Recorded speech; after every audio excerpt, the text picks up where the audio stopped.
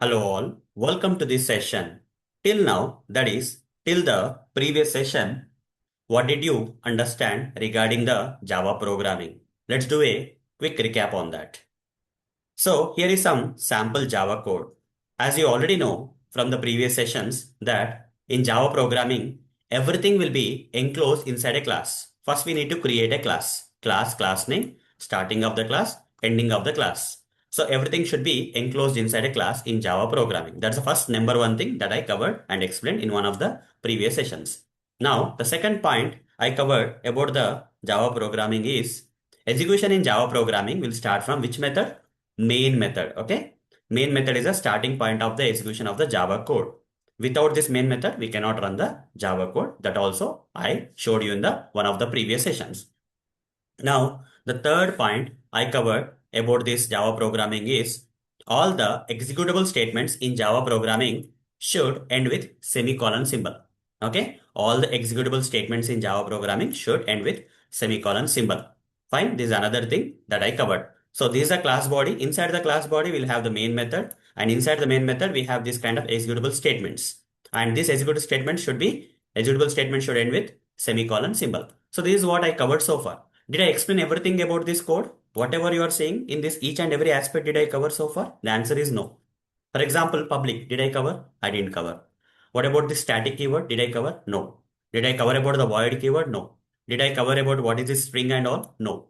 So a lot of things are still not clear for you. But you understood few things like everything in Java programming should be enclosed inside a class and how to create the class using the class keyword, and this is a class body. Okay.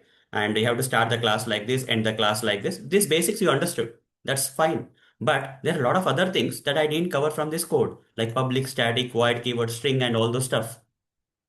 So when do we have to learn that? Can we learn them immediately? The answer is no.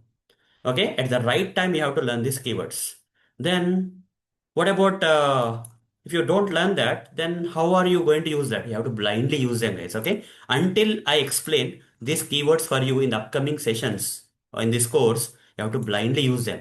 Don't raise any questions. Okay, don't worry about what is public, what is static, what is void, what is string. All these things will be covered in the upcoming sessions at the right period of time. Okay, at the right time, you will be learning these keywords. Till then, you have to blindly use them. Okay, as if you know that you use them, but you don't know them. Okay, so this much is enough, guys. Okay, to get started with understanding of the Java programming, this much is enough. Few keywords you have to blindly start using them even though you don't understand them. Okay, that's how you have to start learning the Java programming. Okay, you cannot learn everything in a single session. At the right time, you will be learning some concepts. So the keywords like public, static, void, and string will be explained to you in the upcoming sessions in the future at the right time, not right now. Till then, you have to blindly use them as if you know them. Okay, even though you don't know them, you have to use them as if you know them. Okay, so that's what is the suggestion.